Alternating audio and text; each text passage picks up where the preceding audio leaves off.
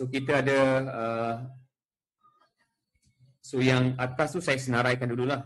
Kita ada I itu ibu, bapa, anak lelaki 1, lelaki 2, lelaki 3, dan kemudian perempuan 1, perempuan 2, perempuan 3 dan juga perempuan 4. So ini adalah semua ahli keluarga. So saya senaraikan dulu semua ahli keluarga. So yang pertama ni, kita nak ibu dan bapa ini dia bersama-sama ataupun duduk bersebelahan, tidak boleh dipisahkan. So bermaksud kita boleh tulis sebagai ibu dan bapa ini dia sekali, dia tidak boleh dipisahkan, dia sebagai satu objek bebas. Walaupun dia dua orang, ibu dan bapa, tapi kita consider dia sebagai satu objek bebas. Dan anak lelaki 1, lelaki 2, lelaki 3 ini dia 3 objek bebas. Bermaksud kita boleh susun dia dekat mana-mana sahaja. Dan perempuan 1, perempuan 2, perempuan 3 dan perempuan 4 ini setiap satu itu adalah satu objek bebas. So bermaksud susunan ataupun bilangan cara yang kita boleh susun adalah 8 factorial. 8 factorial. So kenapa 8 factorial? Sebab kita ada 8 objek bebas. So yang berwarna kuning, 1, 2, 3, 4, 5, 6, 8 tu kita ada 8 objek bebas. Jadi kita tulis sebagai 8 factorial. Dan kita kena darabkan juga dengan 2 factorial. Kita darabkan dengan 2 factorial. So mana datang 2 factorial ni? 2 factorial ni datang daripada kedudukan dekat ibu bapa ni, kita consider sebagai satu objek bebas. Tetapi dalam satu objek bebas ni, dia ada 2 objek bebas, iaitu ibu dan bapa, di mana kita boleh susun berubah tempat, kiri dan kanan. Bermaksud dalam objek bebas ni ada 2 objek bebas. So kalau ada 2 objek bebas, bermaksud kita tulis sebagai 2 factorial. So jawapan dia kalau kita selesaikan, kita akan dapat 80640 cara bagaimana kita boleh susun ibu bapa dan juga anak-anak ini dalam kedudukan di mana ibu dan bapa itu kena duduk bersama-sama.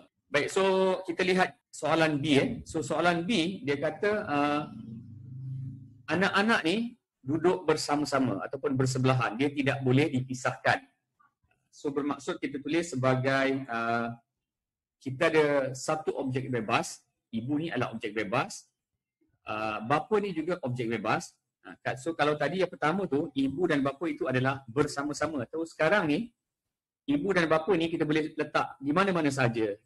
Sebab dia adalah satu objek bebas. Ibu objek bebas, bapa objek bebas.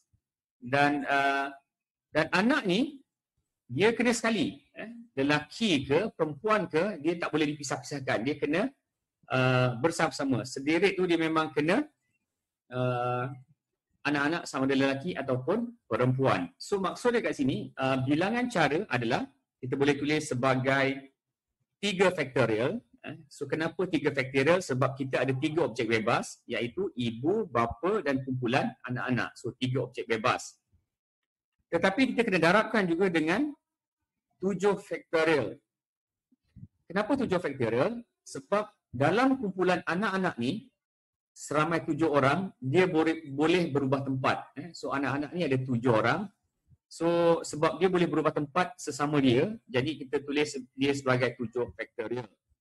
So bilangan cara adalah 3 factorial darab dengan 7 factorial. So kalau kita darabkan ni, kita akan dapat 30240 cara bagaimana kita boleh susun pada kedudukan begini. Okey, so kita lihat seterusnya. So soalan yang berikutnya, soalan C, kedudukan di mana ibu dan bapa tu disusun sekali, kemudian anak lelaki tu sekali dan anak perempuan tu sekali, tidak boleh dipisah-pisahkan. So kita consider dulu sebagai ataupun ada berapa banyak objek bebas. So objek bebas adalah ibu dan bapa tu kita kumpulkan sekali sebagai satu objek bebas, dan kemudian untuk anak lelaki kita consider sebagai satu objek bebas, dia kita kumpulkan sekali, dan anak perempuan pun kita kumpulkan sekali sebagai satu objek bebas. So bermaksud bilangan susunan kita ada 3 faktorial sebab kita ada 3 objek bebas, iaitu kumpulan ibu dan bapa sekali, kumpulan anak lelaki sekali dan kumpulan anak perempuan sekali. Jadi kita ada 3 objek bebas, tetapi kita kena darabkan dengan 2 faktorial. Ini sebab kumpulan ibu dan bapa ini kita boleh bertukar tempat, jadi 2 faktorial, dan kita kena darab juga dengan 3 faktorial sebab dalam kumpulan anak lelaki ni dia ada 3 orang, dia boleh bertukar tempat, 3 faktorial, dan kita kena darabkan juga dengan 4 faktorial sebab kumpulan anak perempuan ni ada 4 orang, dia boleh bertukar tempat. So kalau kita selesaikan ni, kita akan dapat 1728 cara bagaimana kita boleh susun dengan keadaan begini. Baik, sekian. Assalamualaikum warahmatullahi wabarakatuh dan salam sejahtera.